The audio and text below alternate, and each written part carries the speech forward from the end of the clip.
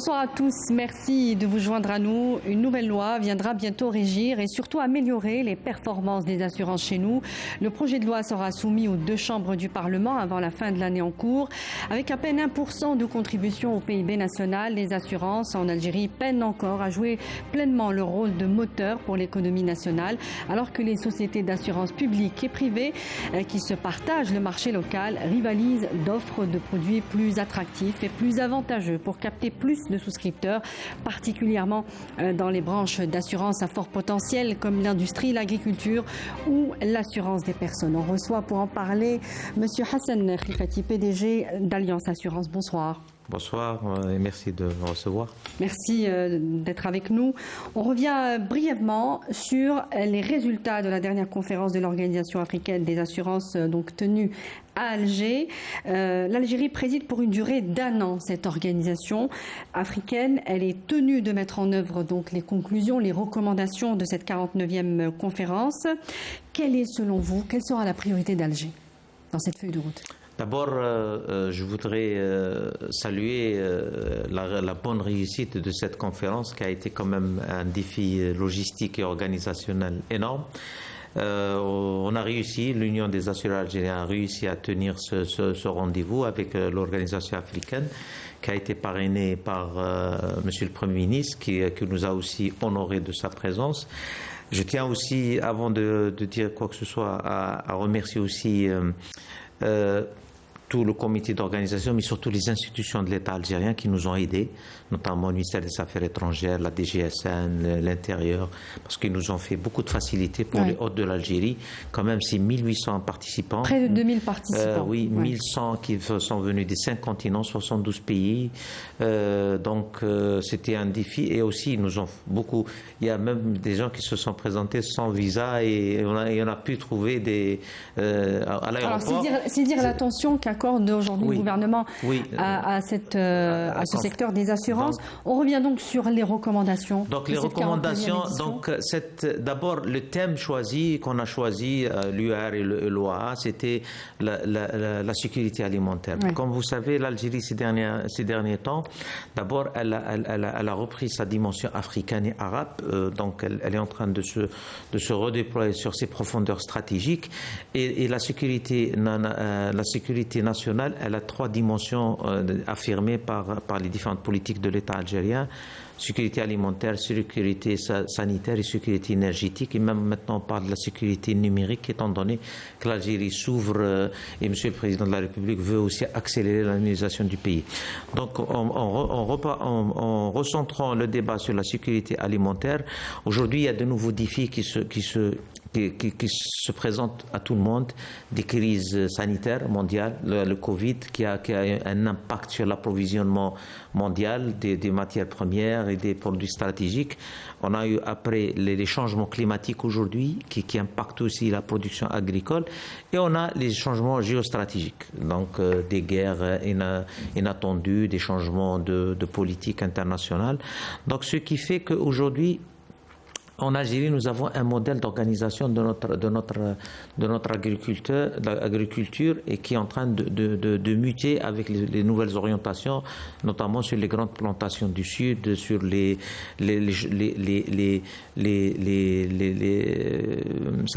avantages qu'essaye de donner le gouvernement pour assurer notre sécurité alimentaire et surtout sur les produits stratégiques.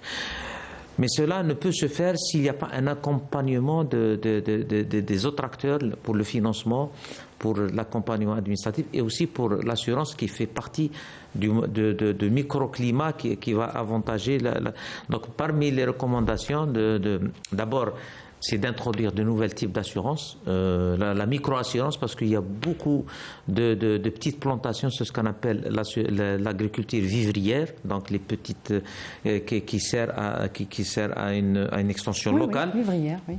Après, nous avons aussi les assurances paramétriques. Les assurances paramétriques, c'est des assurances qui utilisent un peu l'intelligence artificielle et aussi la data pour déterminer quel type d'assurance selon tous les paramètres qu'on a reçus. C'est un nouveau type d'assurance. Oui, c'est un nouveau type d'assurance et qui touche les paramètres climatiques, géopolitiques, géostratégiques. Donc disposent aujourd'hui les compagnies d'assurance en Algérie? Non, pas encore, mais on va y arriver. Et après, il y a aussi le modèle aujourd'hui. Nous avons un modèle en Algérie, comme dans beaucoup de pays africains. C'est un modèle d'une dualité entre l'agriculteur. On va y revenir, oui, on va parler de ce schéma plus en détail. D'accord. Tout à fait. Mais là, pour parler de la priorité de ces conclusions, de ces recommandations, après cette 49e conférence. C'est la priorité. D'abord, l'Algérie, elle a été désignée automatiquement. Ça, c'est les mécanismes internes de l'OA. Et c'est à elle qu'il revient de mettre en place. Oui, bien sûr, les recommandations d'Alger. Bien sûr. Il faut être précis. Allez-y, parlez-nous de d'Alger, c'est d'abord l'Algérie, elle devient présidente pour une année, en attendant que la Namibie prendra le relais l'année prochaine. Donc l'Algérie, le représentant de l'Algérie, enfin sous l'égide de l'Algérie, présidente. Donc les recommandations, le rapport final n'est pas encore sorti, mais les grandes lignes, c'est d'encourager la coopération en termes d'assurance, d'encourager l'échange d'expertise et d'expérience, et aussi d'encourager l'organisation africaine. Elle sera le réceptacle et le lieu de rencontres, parce qu'il y aura d'autres rencontres de moindre importance au cours de l'année, sous l'égide de l'OA, pour aussi donner corps aux recommandations d'Alger, notamment pour la microassurance, pour l'assurance paramétrique, et aussi pour le modèle qui va être proposé à beaucoup de pays africains, mais même l'Algérie est intéressée par ce nouveau modèle qui fait intervenir la triangulaire agriculteur, compagnie d'assurance et l'État, parce qu'aujourd'hui l'État intervient d'une manière indirecte, c'est qu'il intervient quand il y a des problèmes. Oui. On va y revenir surtout par rapport à la problématique de l'agriculture, évidemment, mais l'Algérie souhaite donc pénétrer désormais le marché africain. Comment nos assureurs ou nos compagnies d'assurance qui ont du mal encore à asseoir ou à s'implanter comme il faut, solidement, j'allais dire, dans le marché local, peuvent prétendre au marché africain? Moi, à mon avis, la priorité, comme le disait Monsieur le Premier ministre dans sa déclaration, d'abord c'est de réformer nos textes et de consolider notre marché. Oui. C'est ça la priorité. Pour la dimension africaine, je pense qu'il y a une seule compagnie, c'est la compagnie qui accompagne les exportateurs algériens, c'est la CAGEX, pour ne pas la nommer, qui est une compagnie spécialisée qui peut, à côté des banques algériennes qui commencent à s'installer en Afrique, d'accompagner nos exportateurs. Mais pour les assureurs, je pense qu'on n'est pas prêt. Parce que le marché africain, quand même, c'est un marché... C'est courageux de le dire déjà. Bien sûr, moi, c'est mon avis. Donc, le marché africain, c'est un marché où il y a des grands acteurs internationaux qui sont solidement... et qui demandent... notamment le grand acteur sud-africain, parce que les Sud-Afrique, c'est 70% du marché africain. La plus grande compagnie qui est privée aussi, elle est sur 27 pays africains. Elle devait rentrer en Algérie, mais bon, ils ne sont pas encore venus. Ils devaient, mais ça peut venir à l'avenir parce qu'ils ont une vision un peu plus globale. Ils veulent ceinturer toute l'Afrique. Mais aujourd'hui, je pense que notre priorité au marché local, c'est d'augmenter notre taux de pénétration et arriver au taux arabe ou africain, ou pourquoi pas mondial. Parce qu'aujourd'hui, nous sommes à 0,7%. Le taux arabe, c'est 1,5, ça veut dire 2 fois plus. Le taux africain, il est de 2,5, ça veut dire 3 fois plus ou 3 fois et demi. Et le mondial, il est à 7%, c'est 10 fois plus. Donc nous avons une marge. Tous les experts disent que le marché algérien et les entreprises, ils ont une marge extraordinaire et énorme. Mais il faut introduire les réformes, il faut libérer les initiatives. Nous pouvons, peut-être dans 2-3 ans, nous pouvons être plus solides managériellement. Parce que nous avons les compétences, nous n'avons pas un problème de compétences, mais je pense que d'organisation managériale, nous avons besoin de consolider avant d'aller conquérir le marché africain ou de faire des alliances et des JV. Je pense que notre modèle actuel, peut-être n'est pas... Est obsolète Non, je dirais doit évoluer. Il faut changer de paradigme. Il est obsolète par rapport à ce qui se fait aujourd'hui, notamment sur le continent africain. Est-ce que le cadre de la ZLECAf, par exemple, peut nous être favorable, peut nous aider à mieux nous implanter sur le marché africain? Oui, sur les productions de biens et services hors assurance. Oui, on a beaucoup de biens, c'est-à-dire aujourd'hui... C'est une porte d'entrée. C'est une porte d'entrée parce que nous aurons des avantages tarifaires importants, douanières, etc. Ouais. L'Algérie fait partie de l'Union africaine, pardon. L'Algérie, aussi la ZAL arabe, la zone arabe de libre-échange, c'est des zones où on doit être présent et on doit aujourd'hui... Toute la politique algérienne de promotion des exportations, elle encourage d'aller reprendre une place en Afrique parce qu'on a perdu, on a commis beaucoup de retard, c'est-à-dire on a assuré beaucoup de retard. Aujourd'hui, je pense qu'il faut rattraper le temps perdu. Mais pour les assurances, les banques, c'est un autre schéma parce que les banques aujourd'hui, elles peuvent accompagner leurs clients, c'est-à-dire elles peuvent donner des solutions pour les clients algériens qui veulent se projeter en Afrique. C'est pas comme l'assurance. L'assurance, quand même, c'est un autre métier. On peut être dans l'Afrique parce qu'aujourd'hui, c'est notre priorité, et c'est ce qu'on dit à nos autorités à chaque fois, c'est de libéraliser, de changer de modèle. Aujourd'hui, il y a des réformes qui sont annoncées. Je pense à Monsieur le Premier ministre. On sait à peu près, on a travaillé sur des propositions. Ouais. Je pense on va y revenir justement. Oui, c'est cela qui va donner la consistance à nos compagnies. Il faut qu'on les renforce intérieurement, managérialement par des compétences et libéraliser les initiatives. Et vous savez, quand les gens sont dans une perspective de développement, de croissance, c'est eux qui vont chercher de se projeter dans le monde arabe, dans le voisinage ou bien vers l'Afrique. Même, on peut imaginer dans quelques années des compagnies algériennes numériques qui vont conquérir des parts de marché, même en Europe, sans avoir même pas un bureau en Europe. Oui. Parce que ça peut se faire. Aujourd'hui, c'est le futur. Aujourd'hui, on parle de l'agence numérique, on parle de la compagnie numérique, et ça peut se faire avec nos jeunes start-up qui peuvent nous développer des solutions. Parce qu'aujourd'hui, il y a des grandes enseignes internationales dans le commerce, que ce soit aux États-Unis ou en Chine, qui veulent créer des compagnies d'assurance et qui peuvent même intervenir en Algérie sans avoir l'agrément de l'Algérie. Oui. Voilà. C'est tout le pouvoir de la data et du numérique. Tout à fait. Alors, avant d'aller chez les voisins africains ou arabes, on peut dire tout de même que depuis 2 ans, le marché de l'assurance locale s'est nettement redressé avec un chiffre d'affaires de plus de 162 milliards de dinars en 2022. Les prévisions de clôture pour l'année en cours sont plutôt optimistes aussi. Et qu'est-ce qui explique rapidement, selon vous, cette reprise ? C'est du rattrapage par rapport à la période Covid. Ouais. C'est pas vraiment. Donc ce n'est pas vraiment, selon vous, non, il y croissance. a des explications. Il y a sur certaines branches, il y a une croissance. Par exemple, les assurances de personnes, c'est du rattrapage. J'y viens justement. Plus de 17% selon le CNA, le Conseil national des assurances. C'est un bon chiffre. Qu'est-ce que ça nous dit, ce chiffre? Qu'est-ce qu'il nous dit? Ça nous dit qu'il y a une dynamique économique qui est enclenchée, et parce que l'assurance, c'est le reflet de la dynamique économique du pays. Mais pourquoi particulièrement l'assurance de personnes? Parce qu'il y a eu la reprise des voyages. Parce qu'il y a eu la reprise des voyages. On a eu 2 ans de fermeture, donc il y a l'assurance voyage. Donc après, les assureurs de personnes, ils ont encore développé d'autres produits, ils commencent à prendre. C'est vrai qu'aujourd'hui, leur part de marché, elle est toujours en deçà de 10%, mais je pense que ça va évoluer parce que pour développer l'assurance de personnes, aujourd'hui, il faut développer le marché financier. Et comme on l'a toujours dit, on le répète jamais assez, la mère des réformes économiques, c'est le marché financier et le marché bancaire et financier dans sa globalité. Alors, il y a cette réforme, il y a des nouveaux textes qui sont. Donc après, sur les autres branches, aujourd'hui par exemple, si on regarde les autres branches, aujourd'hui si on regarde la branche incendie et risque annexe, ce qu'on appelle l'IRD. L'IRD, l'évolution, elle vient pas elle vient du marché international qui a augmenté ses tarifs.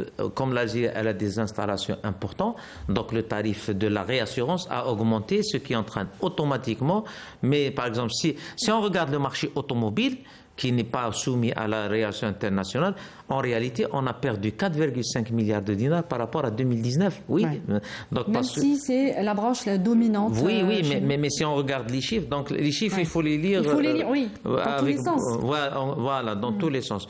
Donc, mais aujourd'hui, c'est vrai que le marché automobile, il perd parce que aussi, il y a deux facteurs qui ont le marché de l'importation qui était fermé jusqu'à début 2023. Les perspectives de la faiblesse des tarifs RC aujourd'hui qui pose un vrai problème de solvabilité et de survie du secteur des assurances en Algérie. Et on peut en parler après sur la numérisation parce que du secteur algérien et on peut en dire un mot. Mais aussi le troisième facteur, c'est la guerre des tarifs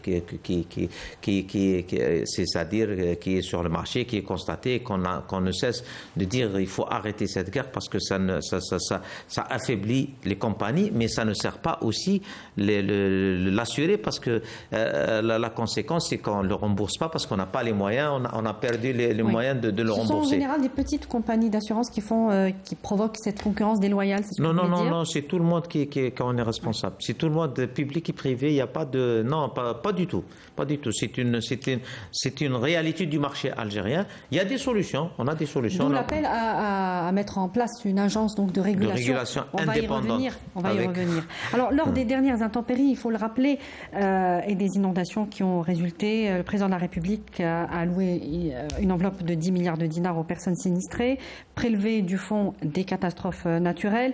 Ces indemnisations auraient dû même être portées par des contrats d'assurance sur le logement, sur des personnes ou les embarcations de pêche, puisqu'il faut le rappeler, les pêcheurs ont été sinistrés aussi.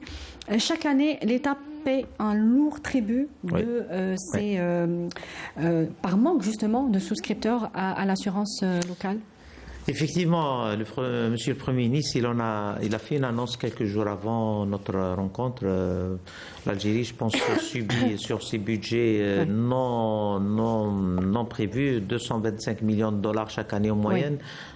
C'est-à-dire, c'est énorme. D'ailleurs, même dont 70% de ce budget va aux indemnisations sur les inondations et les intempéries. Les incendies. Il y a 2 ans, il y a eu les incendies. Par exemple, il y a 2 ans, lors des incendies de l'été 2021, nous avons été reçus par le ministère de la Solidarité et en tant qu'union des assureurs, on a fait des propositions. Par exemple, sur 1,70 million crédits en GEM, il n'y avait pas d'assurance et les gens se sont déclarés victimes, sinistrés et l'Agence nationale n'avait aucun moyen de vérifier est-ce que c'est des vrais sinistrés ou des faux sinistrés. Et on avait proposé à Madame la ministre à l'époque, en tant qu'UR, de dire ok, on peut faire un schéma triangulaire, c'est-à-dire le ministère et le bénéficiaire, l'ANGEM, le bénéficiaire et un pôle de compagnies d'assurance. Ce sont des micro-entreprises, pour éclairer un peu les micro-entreprises et d'intégrer systématiquement une assurance à la souscription du crédit. Et en cas de sinistre, c'est au mécanisme de l'assurance d'intervenir avec les expertises et de dire oui, vous êtes victime, j'envoie les experts, c'est à eux de déterminer. Et on aurait une valeur aussi, parce qu'aujourd'hui, quelqu'un qui vous dit j'ai perdu 10 vaches, 10 vaches, il le déclare 10 vaches, mais est-ce que vous aviez 10 vaches avant? Donc aujourd'hui, c'est vrai que M. le Président de la République, il a des responsabilités envers la population et c'est la générosité de l'État algérien. L'État social. Il est social, c'est le protecteur de la population. C'est son rôle, je pense, et ça a été toujours le rôle de l'État algérien de ne jamais laisser tomber sa population quand il y a des catastrophes. Mais je pense que l'une des propositions, c'est de changer, même graduellement, graduellement, et d'intégrer la notion d'assurance, même graduellement, avec une partie qui peut être de la prime qui peut être payée par l'État. C'est ce que vous proposez pour les agriculteurs. de sortir, vous dites, de cette dualité avec les agriculteurs. Pourquoi cette dualité ne fonctionne pas? Pourtant, voilà, il y a eu des campagnes de sensibilisation suffisamment. Les catastrophes, la sécheresse, ne serait-ce que la sécheresse a fait son bonhomme de chemin ces dernières années. Les agriculteurs savent ce qu'est un contrat d'assurance, ce qu'il peut leur apporter, et ils ne souscrivent pas. C'est moins de 25%, je crois. Moins de 25% de souscripteurs.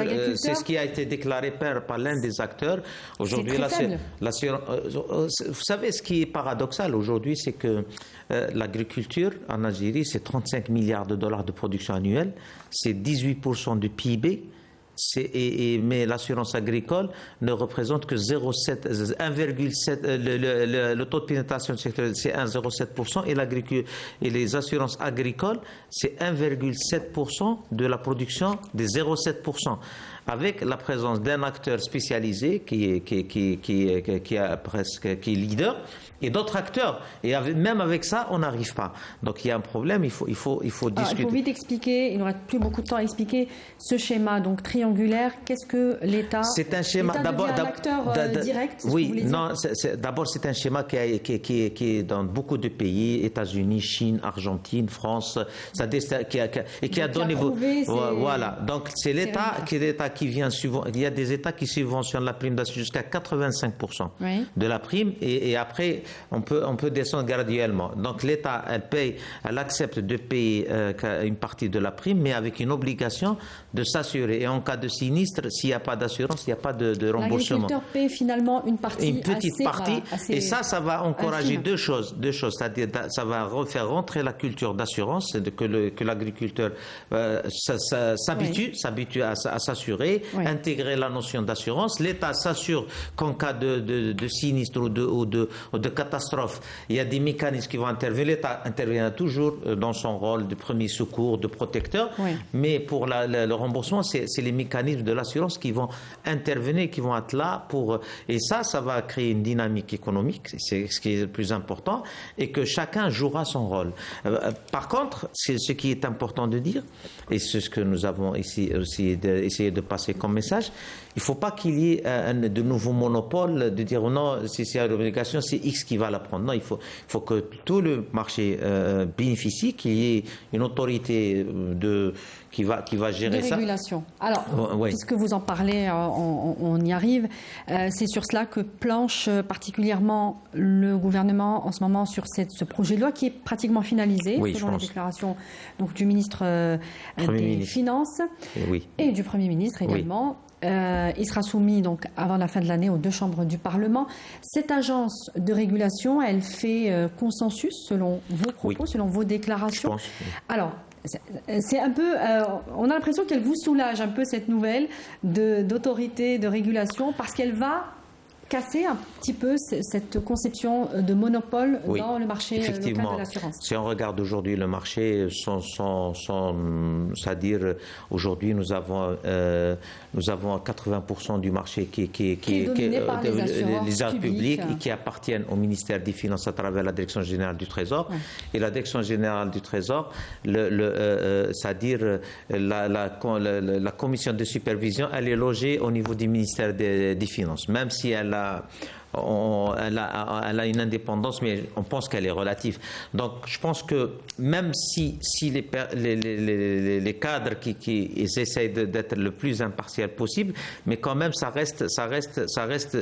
Aujourd'hui, les bonnes pratiques internationales disent qu'il faut une autorité indépendante du ministère des Finances. Alors, qu'est-ce qu'elle apporterait concrètement? Non, elle va réguler le marché, d'accord, elle aura plus de... quoi réguler le marché? Réguler le marché, c'est-à-dire elle va mettre les règles du marché, elle va, par exemple, si elle voit que les tarifs ne sont pas adéquats, elle prendra la décision de réviser les tarifs. Aujourd'hui, c'est très difficile, je vous ai dit. Aujourd'hui, on parle de numérisation. Monsieur le Président de la République, il exige une numérisation des secteurs, notamment le secteur des assurances. D'ailleurs, il est cité clairement dans le point 23 des 54 engagements de Monsieur le Président de la République. OK.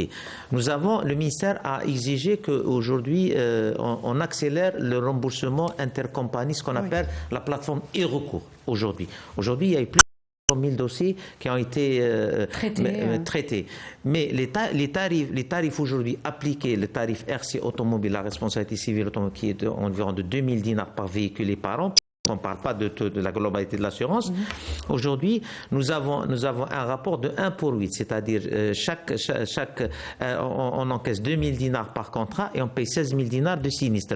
Si on fait rien pour redresser les tarifs, on va vite arriver à asphyxier les finances des compagnies d'assurance dans leur globalité. Donc aujourd'hui, le recours, la numérisation, c'est un engagement des compagnies de dire oui, on va s'engager pour d'abord pour réaliser cette orientation de monsieur le Président et du gouvernement, mais en même temps, il faut qu'on ait les moyens de la réaliser et de ne pas asphyxier les compagnies. Et c'est l'une des revendications, c'est de revoir les tarifs et au plus vite, parce que sinon, on va arriver à un blocage très rapidement. Mais je dirais que cette numérisation, c'est un mal pour un bien, parce que oui, les compagnies doivent assumer leurs responsabilités, doivent indemniser en temps et en heure et en montant, mais doivent avoir les moyens. La problématique, justement, dans ce rapport avec l'assureur, l'Algérien, on peut le dire, a peu confiance dans les compagnies d'assurance en raison de ces retards, de ces... Oui, je suis d'accord avec vous, mais il faut dire que aussi les compagnies d'assurance, elles remboursent quand même plus de 55 milliards de dinars chaque année. C'est-à-dire il y a quand même un effort de remboursement. Il y a eu des retards, mais les retards aussi, il faut les comprendre. Il n'y a pas que le technique. Parce que quand on voit... Quand vous dites plus de 55 milliards de dinars, cet effort de remboursement, il est naturel. Il est naturel. Lorsqu'il y a des souscripteurs, il y a l'effort de remboursement. Je suis d'accord avec vous. Mais quand les tarifs ne sont pas à la hauteur des engagements des assureurs et à la hauteur de la sinistralité, c'est un problème aussi. C'est-à-dire qu'il faut qu'on arrive à un équilibre. Aujourd'hui, les assureurs... D'abord, la loi sur le commerce, elle interdit la vente à perte. Et tout le monde sait que l'assurance responsable, c'est-à-dire ce qu'on a de la route, l'assurance du policier, la base de l'assurance, tout le monde sait qu'on est un rapport de 1 à 8, on encaisse 2 000 dinars, on rembourse 16 000 dinars. Enfin, le marché, on rembourse 16 000 dinars. Donc, on ne peut pas... Donc, vous voulez dire que les assureurs... perdent de l'argent. Beaucoup d'argent dans la branche automobile. Comment c'est possible? Non, dans la branche automobile. Oui. Après, ils essaient d'équilibrer. Dans la branche automobile qui est la branche la plus importante. Oui, mais parce que le tarif, ça c'est des calculs et c'est des chiffres qui ne montent pas. C'est-à-dire c'est encaissement de primes, sinistre à payer. C'est tout simplement. Et c'est des chiffres que le ministère peut vérifier, que toutes les autorités peuvent vérifier. Donc on demande, c'est l'une des revendications du secteur, c'est qu'on arrive à rééquilibrer avec l'obligation de l'assureur d'améliorer sa prestation, d'améliorer sa qualité de service et d'améliorer ses remboursements. Et un redressement des prix, vous ne pensez pas que ça pourrait encore éloigner encore plus de souscripteurs? Non, parce que déjà non, mais attention, parce qu'on parle pas, parce qu'il y a des garanties facultatives.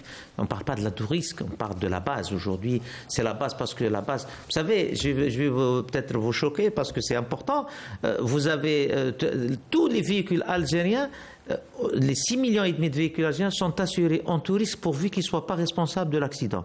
Même s'ils s'assurent un véhicule qui coûte 30 millions de dinars, ou 10 millions, ou 15 millions de dinars, ou 3 millions de dinars, il paye 2 000 dinars de responsabilité civile. On parle de ceci.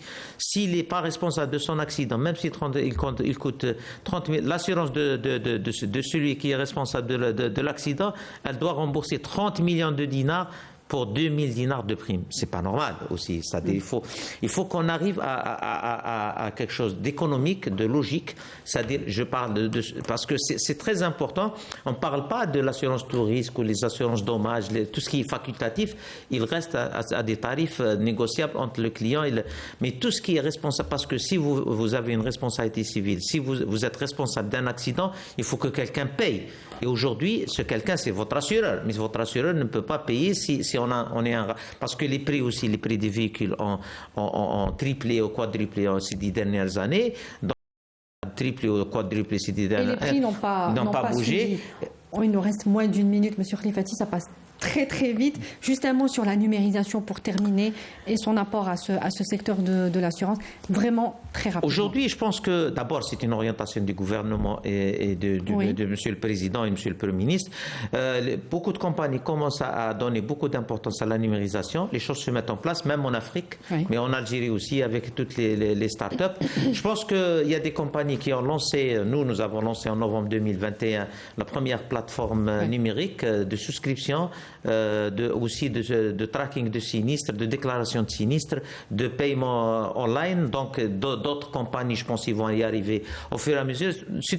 La numérisation, c'est une fatalité qu'on ne peut pas échapper. C'est une nécessité qu'on va y arriver. C'est comme je vous ai dit, le HeroCours, c'est une nécessité, mais qui va nous permettre aussi de régler les autres problèmes parce que c'est nécessaire. Je pense que la numérisation, c'est un choix stratégique. On y va. Le secteur est en train de muter, d'y arriver, et c'est très important, même pour nous, pour un déploiement international. Merci beaucoup, Monsieur Hassan Khalifati. Je rappelle que vous êtes président directeur général d'Alliance Assurance. Merci d'avoir répondu à nos questions. Merci. Merci à vous de nous avoir suivis dans ce rendez-vous de vision. Je vous souhaite une excellente suite des programmes sur notre chaîne et à bientôt. Au revoir.